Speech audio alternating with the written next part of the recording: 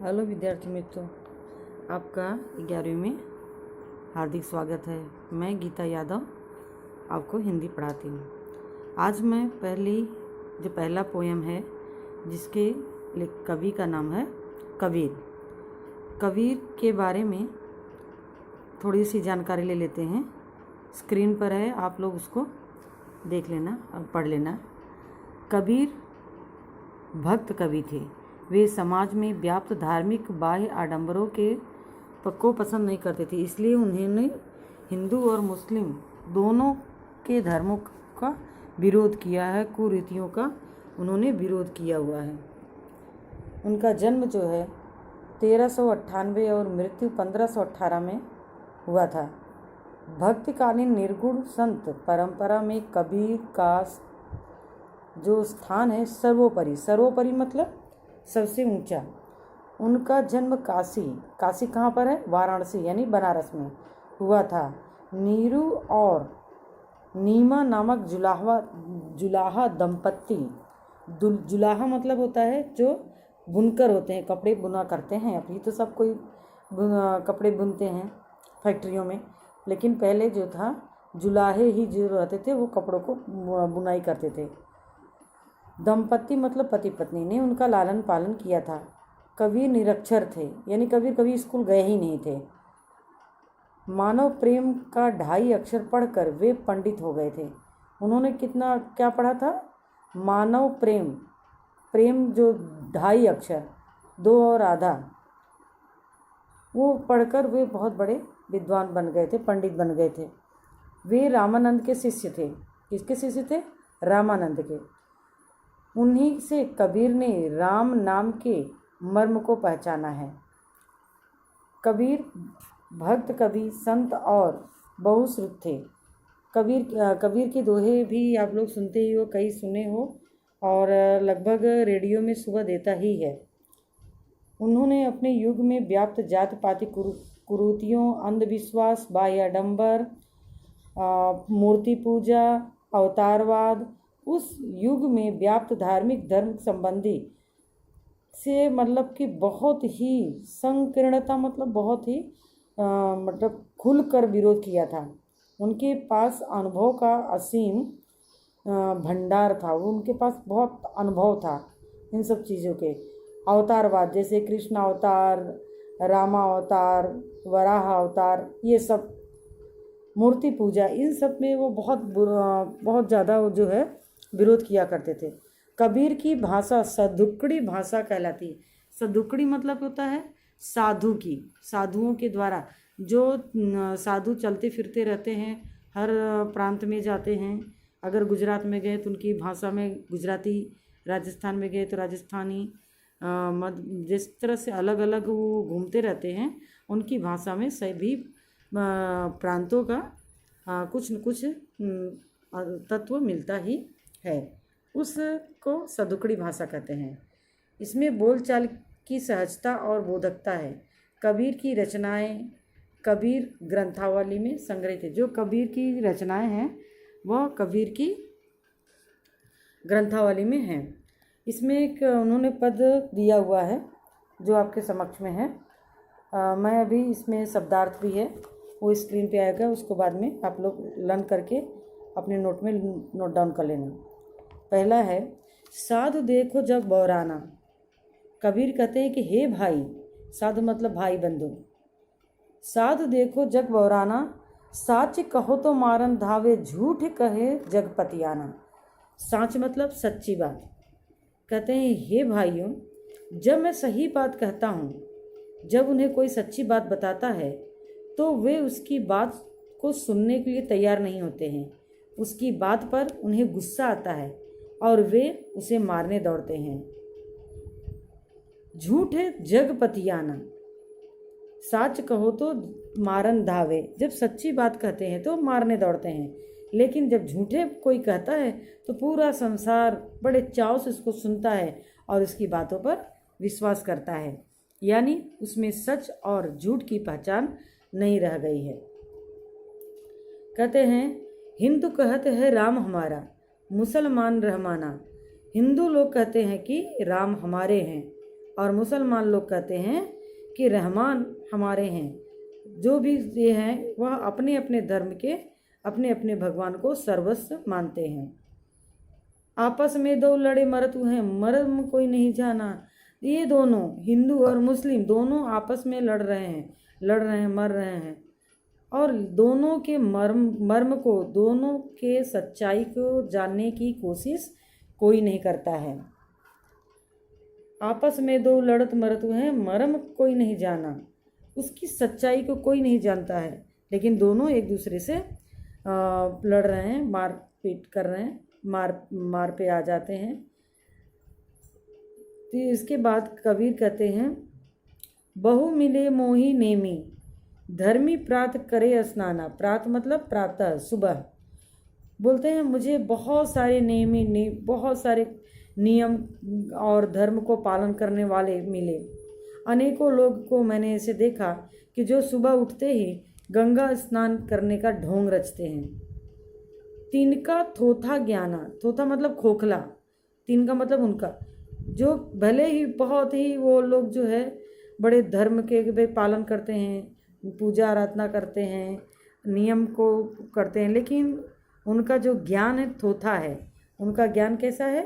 थोथा मतलब एकदम खाली। आत्म छोड़ी पसाण पूजे हैं।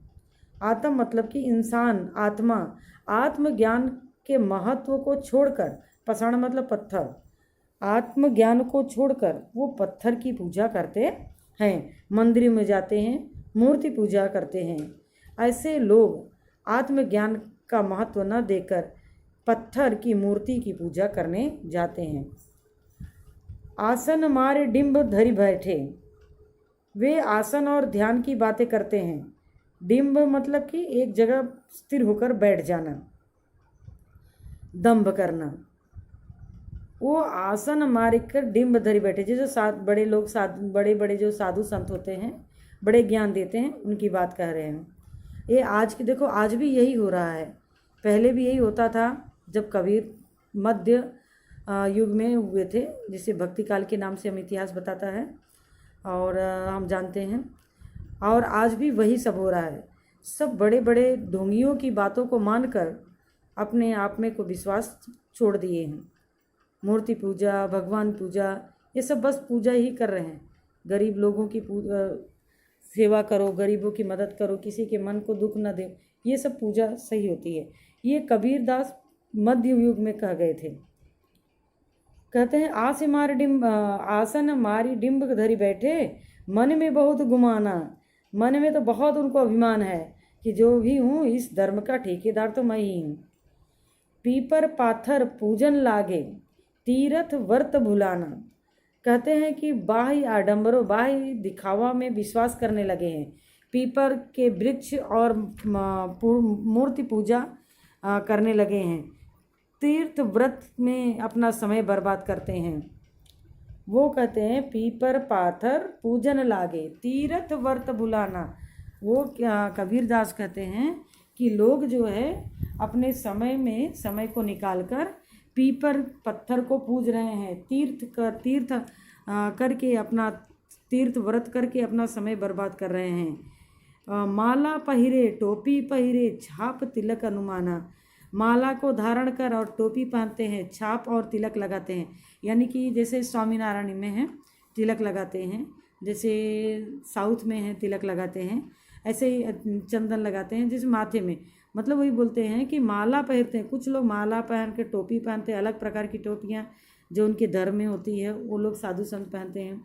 और छाप तिलक अनुमाना, वे सब जो है अपने साखी के नियम वाले और परमात्मा के सूक्ष्म नाम तथा शब्द का प्रचार करते हुए घूमते हैं, पर आत्मा ज्ञान के बारे में किसी को कुछ भी नहीं जानते हैं। साखी शब्द गावत भूले, आत्म खबर न जाना। किसी की आत्मा के बारे में किसी को खबर नहीं है, लेकिन सब भगवान के बारे में आत्मज्ञान दे रहे हैं कि भाई ये धर्म है, ये है, वो है। बल्कि हमें सिखाने वाला व्यक्ति भी वह गलत कर्म करता है। अच्छे कर्म करें, बस वही चाहिए। घर घर मंत्र जो देने फिरत हैं, माया के अभिमाना। माया में लिप्त होकर घर घर घूम कर मंत्र दे रहे हैं। देखो तो अभी कहीं सत्संग हो जाए तो लोग उसमें पागलों की तरह टूट पड़ते हैं, वहाँ पर जाकर वो बैठते हैं। अपने घर की औरतें अपने समय को बर्बाद करके वहाँ जाकर सुनने जाती हैं। उनको नहीं पता है कि गीता क्या है और रामायण क्या है, लेकिन फिर भी आदमी औरत सब काम छोड़कर वो उनके पीछे दौड़ते हैं, लाखों करोड़ों रुपया खर्चा करते हैं। अगर वो आते हैं यहाँ पर, उनकी मंडली बैठती है तो कितने करोड़ों रुपए का खर्चा करते हैं। और वही वो अगर गरीब लोगों को बांट दे, गरीब लोगों को दे दें, मदद कर दें, तो व्यक्ति जो है यहाँ अपने भारत देश में कोई गरीबी न रह जाए। लेकिन मनुष्य जो है, हमारे भारत के जो इंसान हैं, वह इन सब आडंबरों में कितने दान देता है, पैसे देता है। मंदिरों में तो देखो कितने दान मिलेंगे, लेकिन बाहर बैठा एक भिखारन है, उसको 1 रुपया देने में के लिए भी उसको 10 बात सुनाते हैं। तो ये सब कबीर जो है बहुत पहले करके गए हैं, आज भी वही हो रहा है। घर घर मंत्र जो दे न फिरत है, माया के अभिमाना। सभी को मंत्र देते हैं और मंत्र में कि यही मंत्र इसको करना है, इससे आपका उद्धार हो जाए। जो व्यक्ति अपना उद्धार नहीं कर सकता वो किसी का क्या उद्धार करेगा। गुरुवा सहित शिष्य सब डूबे, अंत काल पछताना। गुरु के साथ साथ सभी लोग का अंत हो जाता है, बाद में वह पछताता है, लेकिन अंत में पछताने से क्या फ़ायदा। बहुत तक देखे पीर औलिया, पढ़े किताब कुराना। यहाँ पर वो सभी धर्म के पीर को, पुजारी को, सबको वो जो है वो सबका सबके लिए उन्होंने व्यंग मारा हुआ है। कहते हैं, कबीर कहते हैं कि हिंदू की दया भावना तथा मुसलमान की कृपा की दृष्टि इन दोनों के हृदय में से गायब हो चुकी है। वो सिर्फ मुसलमान जानवरों को हलाल करते हैं, हिंदू झटका देकर एक बार में सिर धड़ से अलग कर देता है। दोनों अपनी अपनी नैतिकता भूल गए हैं। ये लोग जो है क्या मतलब कि जो पीर औलिया हैं, सिर्फ किताब कुरान पढ़ पढ़ के लोगों को शिक्षा देते हैं। करे मुरीद कबर बतलावे, उन्हों खुदा न जाना। जो उनके औलिया, पीर औलिया होते हैं, वो खुदा से बोलते हैं कि खुदा जो है वह अच्छा है, खुदा के पास जाना है, और इस तरह से मतलब अनेकों प्रकार की चढ़ावे लेता है। हिंदू की दया मेहर तुर्कन की, दोनों घर से भागे। हिंदुओं के घर से दया भाग गई, हिंदुओं के घर से दया भाग गई। मेहर तुर्कन, जो तुर्की लोग हैं वो उनके अंदर से मेहर भाग गई। मेहर होता है हलाल करना। दोनों के घर में से दया नामक वस्तु नहीं रह गया है। वे कहे जीवन व झटका मारे, आग दो घर लागी। कहते हैं कि वो तो मतलब कि हिंदू जो है वह झटके से मार देता है किसी जानवर को, मुसलमान उसको हलाल करके मारता है। आग दो घर लागी, दोनों गलत कर रहे हैं, दोनों के घर में आग लगी हुई, दोनों ही अलग कर रहे हैं। या विधि हसत चलत है, हमको आप कहावे स्याना। बोलते हैं ये सब करके आप लोग अपने आप को बुद्धिमान समझते हैं।